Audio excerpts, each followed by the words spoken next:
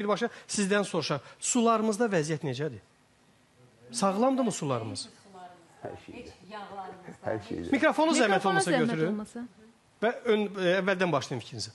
Ümumiyyətlə, nə sularımız, nə yağımız, çörəyimiz, qəbul etdiyimiz ətlər heç biri sağlam deyil. Təbii ki, mən dinləyirəm hər kəsi.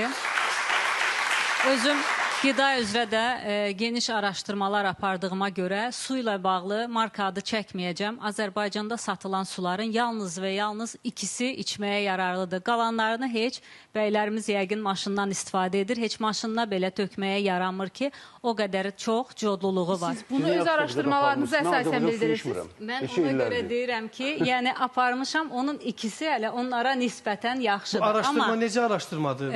Təbii ki, bunu həm laborator üsullarla, həm də dediyimiz kimi codluluğunu yoxlamaqla axtarırıq və eyni zamanda da aidiyyatı qurumlara təqdim eləmisinizmi? Təbii ki, aidiyyatı üzrə qurumlar monitorinqə aparır, mütəmadi olaraq ictimaiyyətə məlumatları göndərir. Bu istər suyla da olsun, istər çörəkdə də və digərlərdə. Siz öz araşdırmalarınızın nəticəsindən aidiyyatı qurumlara göndərmisinizmi? Göndərdikdən sonra təbii ki, əksəriyyəti qəbul olunmur, çünki onlar tərəfindən sertifikat alıb. Amma məhz burada da göstərilir ki, keyfiyyətli deyil və bunu hər birimizdə sübut eləyə bilərik ki, bəzi insanlar var ki, deyir ki, mən suyu içəndən sonra elə bir ağırlıq hiss eləyirəm və yaxud da ki, elə bir ürəyim bulanır.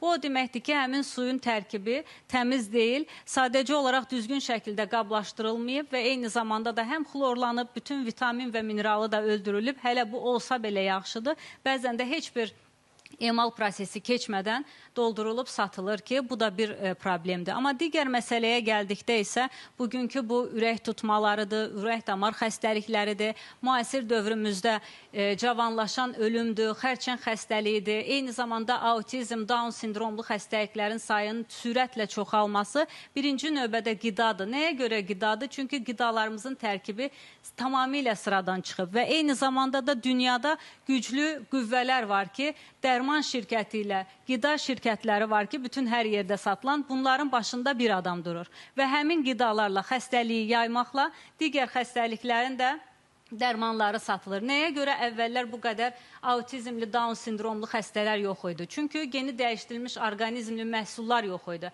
Həmin meyvə tərəvəzlərlə qidalanan gənclərdən dünyaya gələn uşaqların xromosom balansı pozulur. Çünki həmin qidalarla qidalanır. Və yaxud da biz deyirik ki, tütün çəkmə zərərli vərdişdir. Amma keçmiş illərdə nənə-babalar bəziləri tütündən istifadə edib, amma 80 yaşa qədər yaşayıb. Amma bugünkü siqaretlərin tərkibində minimum 140-dan çox kimyəvi maddə var. Və o siqareti çəkdikdə 4000-dən çox zəhərli maddə buraxır. Bu da tütün deyil. Və eyni zamanda da bu yağlara da aid eləyə bilərəm ki... Sizin su ilə bağlı olduğu kimi tütünlərlə də bağlı bir tədqiqatınız varmı? Ümumiyyətlə bütün qida məhsullarından çalışdığımız qədər tədqiqat aparırıq və eyni zamanda da zərərli vərdişlərin ən birincisi, ən zərərlisi, hətta narkotikdən belə zərərli olan tütünlə bağlı da çox böyük layihələrimiz var. Bundan həm araşdırma aparmışıq. Nəticələr təbii ki, təqdim etsək belə biz yenə əsasən maarifləndirmə tərəfinə yönəlirik. Çünki bunun hər biri üçün müvafiq qurumlar var. O monitorinqləri və yaxud satışına icazə verən qurumlar var ki, onların özlərinin səlahiyyətində olduğu üçün təbii ki, bizim tədqiqatlarımızı bəzən qəbul etməyə bilərlər. Amma fakt ortadadır ki, bugünkü o son vaxtlarda 3 gəncimiz dünyasını dəyişib.